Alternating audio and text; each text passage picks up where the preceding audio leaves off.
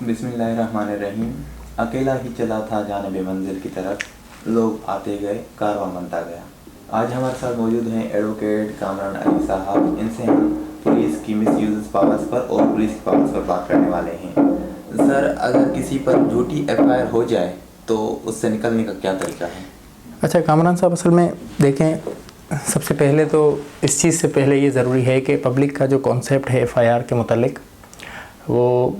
बहुत गलत है इस हवाले से कि जो लीगल जो कॉन्सिक्वेंसेस होते हैं एफआईआर के वो एज सच नहीं होते जिस तरह लोग समझते हैं। और एफआईआर का हो जाना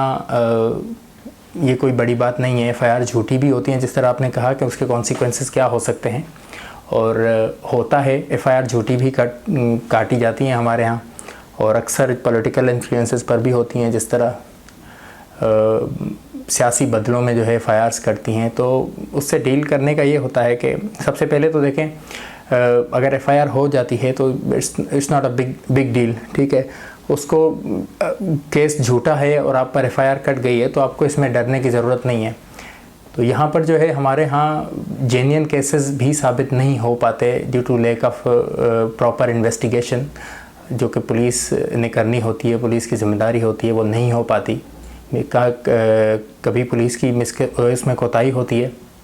तो कभी लोगों की भी होती है, जिसकी वजह से वो आपका केस जो है प्रॉपरली डील नहीं हो पाता।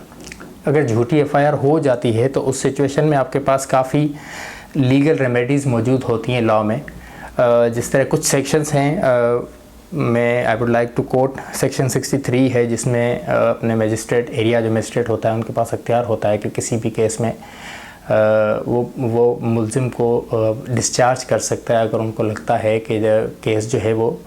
एफआईआर झूठी है, या फिर जो अपना उसके पास पावर्स है कि उस सेक्शन में उनको वो डिस्चार्ज कर सकता है। लेकिन ये बहुत बोल्ड आर्डर होता है जिसमें मतलब काफ़ी हमारे मजिस्ट्रेट्स साहिबान थोड़े रिलक्टेंट होते हैं ऑर्डर पास करने से। तो वो केस फिर वो करते हैं कि रिपोर्ट की तरफ ले जाते हैं। जब रिपोर्ट आती है तो फिर प्रॉपर एविडेंस चलता है। तो कॉन्सिक्वेंटली ये होता है कि एविडेंस चलने के बाद एक अगर केस झूठा है तो उसका साबित होना बहुत मुश्किल होता है, क्योंकि हमारे यहाँ जेन्युइन केसेस साबित करना भी बहुत मुश्किल होता है। तो आप ये अंदाज़ा लगा सकते हैं कि जब जेन्युइन केस आप साबित नहीं कर पाते तो एक जो फेक केस है, जो एक झूठ पर मबनी है, उसको साबित करना कितना मुश्किल होता है वो आप अभी प्रैक्टिकल दे सकते हैं। जिस तरह करंट सिचुएशन में झूठे केसेस दाखिल हुए अपने पॉलिटिकल जो है अपने लीडर्स पर, पीटीआई के लीडर्स पर हुए, इससे पहले नून लीग के लीडर्स पर हुए थे, तो उनका क्या नतीजा निकला? सारे केसेस जो है तितर बितर हो गए। अभी भी यही हो रहा है, जिस तरह पीटीआई के जो है लीडर्स हैं उनके सारे केसेस वन बाय वन ख़त्म होते जा रहे हैं। उसकी वजह ये है कि आप किसी को फॉर द टाइम बीइंग तंग कर सकते हैं, लेकिन जो झूठा केस होता है वो कॉन्सिक्वेंटली उनको साबित करना बहुत मुश्किल होता है। तो दूसरे जो कुछ हैं रेमेडीज़ जो कि कोर्ट में मौजूद अपने सीआरपीसी जो है 1889 का जो है वो एक्ट है अपना प्रोसीजरल, उसमें 249A में है, 265K में सेशन कोर्ट को पावर होती है, 249A में मजिस्ट्रेट को पावर होती है कि वो केस के चलते किसी भी स्टेज पर अगर उनको लगता है दैट केस जो है वो इतना स्ट्रॉन्ग नहीं है, केस में एविडेंस जो है वो इतने स्ट्रॉन्ग नहीं है कि इनके ऊपर कन्विक्शन को बेस किया जा सके या फिर इनके ऊपर कन्विक्शन हो सके, तो वो किसी भी स्टेज पर केस को ख़त्म कर सकते हैं, एक्विट कर सकते हैं अक्यूज़ को 249A और 265K में। तो रेमेडीज़ मौजूद हैं अगर झूठी एफआईआर होती है। इसके अलावा फिर आप डायरेक्ट क्वाशमेंट में जा सकते हैं। क्वाशमेंट हाई कोर्ट से होती है। आप under article 199 constitution of Pakistan में जाते हैं हाई कोर्ट में, उसके जो पुलिस का जो एक एक्ट होता है उसको चैलेंज करने के लिए, और वो नॉर्मली हाई कोर्ट में भी क्वाश हो जाती है। क्वाशमेंट होता है कि एक जो है एक अपना सुप्रीम कोर्ट को हाई कोर्ट को की कॉन्स्टिट्यूशनल पावर है जो अपना क्वाशमेंट की हैं। वो नॉर्मली झूठे केसेस में होता है इस तरह के जो है, अगर आपको नीचे से रेमेडी नहीं मिलती तो फिर आप क्वाशमेंट में चले जाते हैं और हाई कोर्ट से फिर आपको रेमेडी मिल जाती है और एफआईआर जो है वो क्वाश हो जाती है, यानी ख़त्म हो जाती है सरे से। तो फिर उसकी कोई वैल्यू नहीं रहती, ना ही उसका केस चलता है उसके बाद। अदरवाइज़ झूठे केसेस चलते भी हैं, यानी इन प्रोसीजर के होने के बावजूद भी केसेस चलते हैं, लेकिन एंड में वही उनका रिज़ल्ट होता है, वो कन्विक्शन उन पर बेस नहीं कर पाती क्योंकि उसमें एविडेंस इतना स्ट्रॉन्ग नहीं होता।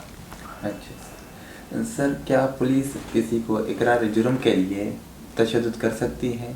अगर उसने कोई जुर्म किया है या नहीं किया वो तो बात की बात है, लेकिन इकरार जुर्म के लिए ये बिल्कुल देखें, हमारे मुआशरे में जो है, जो हमारी जनरल पब्लिक है, उसमें बिल्कुल अवेयरनेस का बहुत बड़ा फुकदान है कि पुलिस से जो है वो बहुत ज़्यादा जो है लोग खौफज़दा होते हैं। उसकी वजह भी है मुआशरे में, क्योंकि पुलिस हमारी जिस तरह से डील कर रही होती है मामलात को, उससे यही होता है कि खौफ ही आ जाता है। ज़ाहिर सी बात है, जो एक लेमैन है जिसको कानूनी पेचीदियों का पता नहीं होता, तो फिर वो ज़ाहिर सी बात है वो इन चीज़ों से बहुत ज़्यादा डरते हैं। लेकिन जो कानून, अगर हम कानूनन बात करें, लॉ की बात करें, तो इससे पर्टिकुलरली आर्टिकल 37, आर्टिकल 38 डील करता है आपका कानून शहादत आर्डर का। उसमें स्पेसिफ़िकली आर्टिकल 38 में मेंशन है कि कोई भी कन्फेशन जो कि पुलिस की कस्टडी में दी जाएगी उसकी कोई रेलेवेंसी नहीं होगी। यानी उसको आप कोर्ट में, रेलेवेंसी का मतलब ये होता है कि आप किसी भी एविडेंस को या किसी भी चीज़ को कोर्ट में एज अ एविडेंस पेश ही नहीं कर सकते। यानी एक होती है एडमिसिबिलिटी जो कि बाद में देखी जाती है, दूसरी क्रेडिबिलिटी होती है कि एविडेंस अगर आपका एक रेलेवेंट है तो वो एडमिसिबल है, अगर रेलेवेंट नहीं है तो एडमिसिबल भी नहीं होगा। एडमिसिबल नहीं होगा तो उसकी क्रेडिबिलिटी या फिर उस पर किसी भी फैसले का जो है वो फैसला करना उस पर वो बिल्कुल नाजायज़ होता है और वो उस चीज़ को कंसिडर नहीं किया जा सकता। आर्टिकल 38, 37 में है, 37 में एक जनरल जो है बताया गया है कि कोई भी ऐसी कन्फेशन जो कि इन्फ्लुएंस, कोर्शन, ज़बरदस्ती पर मबनी हो, यानी कोई भी बंदा किसी और बंदे से, यानी पुलिस को छोड़कर, अगर पुलिस वो नहीं कर रही और कोई और बंदा वो कन्फेशन करवा रहा है, जिसको एक्स्ट्रा जुडिशल कहा जाता है कन्फेशन, यानी कोर्ट के अलावा आप किसी और जगह पर कन्फेशन दे रहे हो, तो वो यानी जुडिशल कन्फेशन नहीं होती और उसकी कोई वर्थ नहीं होती। यानी उस कन्फेशन को उस बंदे के ख़िलाफ़ इस्तेमाल नहीं किया जा सकता जिससे वो ली जा रही हो, इन्फ्लुएंस या कोर्शन के थ्रू। और पुलिस की भी रेलेवेंसी जो है आर्टिकल 38 में ख़त्म हो जाती है। अब कुछ भी पुलिस के सामने आप बात करते हैं तो वो उसकी कोई कानूनी हैसियत नहीं होती। आप कितनी बार पुलिस को कह दें कि आपने इकबाल जुर्म करें पुलिस के सामने, लेकिन कोर्ट उस चीज़ को कंसिडर नहीं करती, यानी उस एविडेंस को कोर्ट में नहीं माना जाता। अच्छा सर, अगर यही वाली कन्फेशन रिटन में हो तो क्या वो इसके बावजूद, यानी ये जो प्रोविजन है ना आर्टिकल 38, ये बहुत एक स्पेसिफिकली बताया गया है कि पुलिस की कस्टडी में, अब इसमें जो है कन्फेशन रिटन में हो या ओरल में हो, इसमें जनरली इसको जो है कवर किया गया है, क्योंकि किसी भी सूरत में आप कन्फेशन दे रहे हैं और आप पुलिस की कस्टडी में हैं तो वो रेलेवेंट नहीं है। अगर वो रेलेवेंट नहीं है तो फिर आप उसको कोर्ट में पेश नहीं कर सकते, और नहीं होता कभी भी। आप देखें नॉर्मली जो है हर केस में पुलिस कन्फेस करवाती है अपनी कस्टडी में, लेकिन उस कन्फेशन को कभी भी कोर्ट में पेश नहीं किया गया, सिवाय कुछ सिचुएशंस के जिसमें को अक्यूज़्ड, अगर फ़र्ज़ करें एक मुलजिम है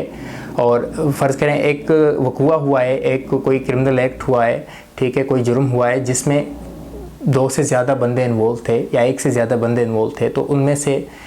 एक बंदा जो है कन्फेशन दे रहा है रिगार्डिंग दूसरे बंदे के ख़िलाफ़, यानी अपने कंपेनियन या अकम्पलिस जिसको कहा जाता है, कंपेनियन इन क्राइम जो आपका होता है उनके साथ में जो कमिट करते हैं, उनके ख़िलाफ़ वो अगर जो स्टेटमेंट देते हैं कन्फेशन की, उस हद तक जो है वो भी तब रेलेवेंसी होती है जब अगर उस कन्फेशन के बाद फर्दर पुलिस को कुछ एविडेंस मिले ऐसा, या केस में कुछ ऐसी डेवलपमेंट हो जो उस कन्फेशन से पहले ना हुई हो और वो उस मुलजिम के ख़िलाफ़ हो जिसके ख़िलाफ़ वो कन्फेशन दी जा रही हो, जो को अक्यूज़ दे रहा हो अपने अक्यूज़ के ख़िलाफ़ जिसके साथ उसने काम, तो उस सिचुएशन में उसकी कुछ हद तक रेलेवेंसी है। लेकिन फिर वो भी सिर्फ उस कन्फेशन के बेसिस पर कन्विक्शन नहीं हो सकती, यानी आप सज़ा नहीं दे सकते, उसके अलावा आपको और एविडेंसेस भी चाहिए होंगे उसको और स्ट्रॉन्ग करने के लिए। अच्छा, यहीं पर अगर पुलिस इस बात पर तशद्दुद करती है कि वो एविडेंस कलेक्ट करने के लिए तशद्दुद करती है, तो क्या ये जायज़ है? देखें, तशद्दुद किसी भी सूरत में जायज़ नहीं है। पुलिस को नॉर्मली जो है ये समझा जाता है कि पुलिस की जो फ़िज़िकल रिमांड होती है, यानी जो फ़िज़िकल रिमांड का मतलब है कि by handing over the accused physical body, यानी body of the accused person to the police for particular time period, जो कि मैक्सिमम 15 डेज़ होता है, लेकिन वो मैक्सिमम एट अ टाइम नहीं दिया जा सकता, विद द इंटरवल्स 2 दिन का, 3 दिन का, यानी वो उसमें डेवलपमेंट देखी जाती है कि पुलिस को जो मजिस्ट्रेट ने रिमांड दिया, उस रिमांड के बाद क्या डेवलपमेंट हुई केस में, whether they have produce any evidence after getting physical remand of the person. अगर वो नहीं एविडेंस लेकर आए या कुछ डेवलपमेंट नहीं हुई तो वहीं पर जो है रिमांड वो ख़त्म करके जुडिशल कस्टडी कर देते हैं। ठीक है। और जो आपने कहा कि टॉर्चर को वैसे भी मना किया गया है, कॉन्स्टिट्यूशन डायरेक्टली आर्टिकल 14 है, if I am not wrong, article 14 और आर्टिकल 14 है, जिसमें वो मना करते हैं कि किसी भी बंदे को टॉर्चर के थ्रू आप एविडेंस कलेक्ट अगर करेंगे तो उसकी कोई हैसियत नहीं होगी, उसके खिलाफ वो एविडेंस इस्तेमाल नहीं हो सकता, क्योंकि टॉर्चर जो है देखें किसी भी सूरत में पुलिस के पास अख्तियार नहीं है। फिजिकल रिमांड का हरगिज़ ये मतलब नहीं है कि पुलिस को अख्तियार मिल गया है कि उसको जो है कुछ टॉर्चर किया जाएगा, उसको कोई तकलीफ़ देकर कुछ एविडेंस एड्यूस किया जाएगा, इसका बिल्कुल भी वो नहीं है, यानी कानूनी इसकी कोई हैसियत नहीं है। फ़िज़िकल कस्टडी सिर्फ इस वजह से दी जाती है कि पुलिस को केस में एविडेंस की दरकार होती है, और वो एविडेंस जो है वो रेलेवेंट होते हैं टू द अक्यूज़ पर्सन। अगर अक्यूज़ पर्सन पुलिस के पास होगा तो वो उससे पूछताछ करके उससे फर्दर केस को स्ट्रॉन्ग करेंगे, जो कि एविडेंस रहते होंगे, अगर जो नहीं मिले होंगे पुलिस को तलाश होगी इन एविडेंसेस की। सिर्फ इस वजह से जो है फ़िज़िकल कस्टडी या फ़िज़िकल रिमांड दिया जाता है। इसका मतलब हरगिज़ ये नहीं होता कि पुलिस को अख्तियार मिल गया है कि वो टॉर्चर करे अक्यूज़ के ऊपर। अच्छा सर, अगर पुलिस रिश्वत की मांग करे तो क्या रिश्वत देनी चाहिए? फॉर एग्जांपल अगर कोई अपनी बेल लेकर आते हैं कोर्ट से, तो उसके बाद भी पुलिस रिश्वत की मांग करती है, तो उस पर क्या करना चाहिए? अच्छा देखें, एक चीज़ जो है फॉर जनरल पब्लिक में ये क्लियर कर देना चाहता हूँ कि जब भी पुलिस नॉर्मली डिमांड करती है बिफ़ोर लॉजिंग एफआईआर, बिफ़ोर वो दोनों तरफ से, आप अगर कंप्लेनेंट हैं, आपके साथ गलत हुआ है, आप पुलिस के पास जा रहे हैं एफआईआर के लिए, तो जो प्रैक्टिस है यहाँ पर they demand I think in question के ऊपर डायरेक्ट पुलिस से अटैक थी तो हाँ ठीक है। अच्छा, इसमें ये होता है कि ये जो आप बात कर रहे हैं करप्शन की, या फिर जो ग्रेटिफिकेशन जो मांगते हैं वो पुलिस वाले before lodging FIR, after lodging FIR, यानी किसी भी सिचुएशन में, वो ये किसी भी सूरत में ठीक नहीं है। और इस सूरत में दोनों जो हैं वो उस जुर्म के मुर्तकिब होते हैं। जो भले वो विक्टिम है फॉर लॉजिंग एफआईआर या किसी भी और काम के लिए अगर वो ग्रेटिफिकेशन दे रहा है, तो वो भी उतना ही उसमें जो है मुलविस होगा या हकदार होगा उसकी उस जुर्म में, जितना कि जो लेने वाला है, यानी अगर पुलिस है तो इन केस। तो दोनों जो है, ये बात बिल्कुल इलीगल है दोनों के लिए, ग्रेटिफिकेशन नहीं देनी चाहिए, आपको अपने हक के लिए खड़ा होना चाहिए। पुलिस नहीं कर रही तो आप पुलिस के खिलाफ चले जाएं। If they are not lodging your FIR you can go to the court. आप बाई से भी पिटिशन फाइल करें उनके खिलाफ, और उसमें अपनी जो बात है आप कोर्ट के थ्रू मनवाएं पुलिस से। अगर वो खुद नहीं लॉन्च कर रहे तो आप कोर्ट से आर्डर लेकर जाएं, और उसके बाद फिर वो आपको मना नहीं करेंगे। उसके बाद वो आपकी एफआईआर भी लॉन्च करेंगे, उसमें आपकी इन्वेस्टिगेशन भी होगी। तो यू हैव वेज, आप अगर शॉर्टकट्स चाहते हैं तो फिर ये होता है कि आप पैसे देकर अपनी जान छुड़ाना चाह रहे होते हैं, लेकिन उसमें आप मज़ीद फंस जाते हैं, आपको कुछ उसमें फ़ायदा नहीं होता। अगर आपकी एफआईआर लॉन्च नहीं होती तो आप दूसरे तरीके इस्तेमाल करें, उसमें दूसरे कानूनी चाराजोई जो है आपके पास, जो लीगल क्लेम्स है, आप उसमें चले जाएं। सर, क्या पुलिस अगर किसी इंफॉर्मेशन के बेस पर किसी के घर में जा सकती है? अगर या तो उनके पास लेडी कांस्टेबल होना लाजमी है या फिर उसके बगैर भी जा सकती है? अच्छा देखें, ये पर्टिकुलर क्वेश्चन आपका किसी भी घर में सर्च या रेड के हवाले से, इसमें जो कानूनी पेचीदगियाँ हैं वो कुछ इस तरह है कि पुलिस जो है, पुलिस के पास वास्ट पावर्स हैं, इसमें कोई शक नहीं है कि on the basis of information वो रेड कर सकते हैं। लेकिन अगर किसी वो घर में दाखिल हो रहे हैं, और लेडी पुलिस की ज़रूरत होती है बिल्कुल घर में दाखिल होते वक्त, क्योंकि आपको पता नहीं है कि किसी पर्टिकुलर घर में लेडीज़ भी हैं भी या नहीं, और जनरली ये समझा जाता है कि अगर घर है तो लेडीज़ भी होंगी उसमें। तो जहाँ पर आप लेडीज़ को सर्च करने जा रहे हैं या लेडीज़ की गिरफ़्तारी पॉसिबिलिटी है, तो फिर उसको उस टाइम आपको ज़रूरत होती है लेडी जो है पुलिस ऑफिशियल की आपके साथ हो लाजमी। दूसरा जो है आपका वारंट की ज़रूरत होती है पुलिस को। जब भी किसी भी घर में रेड वगैरह हो, किसी सर्च हो, तो वो मजिस्ट्रेट, रेलेवेंट मजिस्ट्रेट से वारंट लेते हैं कि हमें शक है, और वो मजिस्ट्रेट को उस चीज़ पर आमादा करते हैं, उसको सेटिस्फाई करते हैं कि दैट वी हैव डाउट कि पर्टिकुलर घर में जो है कोई एक्टिविटी हो रही है या फिर कुछ और हुई है, या फिर वो उनके पास अपना जो है पुलिस का अपना होता है, उनकी जो क्या कहते हैं लिंक्स होती हैं, जिसमें वो बताते हैं अपना कि उनकी जो इन्फॉर्मेंट होते हैं वो उनको बताते हैं कि there is such and such activities being taken place किसी भी पर्टिकुलर घर में। तो फिर उस सिचुएशन में पुलिस के पास अख्तियार होते हैं, और नॉर्मली होता है कराची में तो अक्सर मैंने देखा है, I have dealt with many cases, many criminal cases, जिसमें पुलिस ने रेड डाल के रिकवरी वगैरह की है और गिरफ़्तारियाँ भी की हैं पुलिस ने, और उन केसेस में वो वारंट वगैरह नहीं लेते। ठीक है। और लेडी पुलिस की ज़रूरत होती है उनको किसी भी घर में रेड करने से पहले, क्योंकि पुलिस को पता नहीं होता कि अंदर माइट भी कि वहाँ पर लेडी को भी सर्च करना पड़ जाए या गिरफ्तार। ये ज़रूरी है कि उनके साथ जो है एक लेडी पुलिस ऑफिशियल हो। सर मेरा लास्ट क्वेश्चन है कि अगर पुलिस FIR दर्ज कर देती है फॉर एग्जाम्पल, लेकिन उन पर टाइमली एक्शन नहीं लेती और जिसकी वजह से कुछ जो होते हैं मुलविस उसमें, तो वो मुल्क से बाहर भी चले जाते हैं, तो उनके पास अख्तियार ख़त्म हो जाते हैं मुल्क से बाहर जाने के। देखें, इसमें काफ़ी केसेस हुए हैं इस तरह के भी, और जब भी पुलिस इंफॉर्मेशन रिकॉर्ड करने के बाद FIR लॉन्च करने के बाद आपके उस पर कोई एक्शन नहीं लेती, तो नॉर्मली FIR लॉन्च करने के बाद क्या होता है, प्रोसेस ये होता है कि वो जो कॉपीज़ और इन्वेस्टिगेशन के लिए जो है इन्वेस्टिगेशन ऑफिसर को मुतय्यन किया जाता है, उनको जो है वो सारी डिटेल और केस वगैरह प्रोवाइड किया जाता है कि आप इस केस को इन्वेस्टिगेट करें। तो फिर उसका काम होता है कि आपके केस को जो है प्रॉपरली इन्वेस्टिगेशन की तरफ ले जाए, इन्वेस्टिगेशन कंप्लीट करें, अपनी रिपोर्ट जो है वो कोर्ट में जमा करें, गिरफ्तारियां करें जो भी आपके मुल्ज़िम होते हैं केस में, जिनका आपने नॉमिनेट किया होता है FIR में,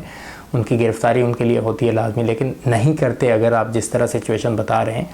तो ये होता है कि उसकी सिचुएशन में पुलिस वाले आपके पास जो क्लेम होता है,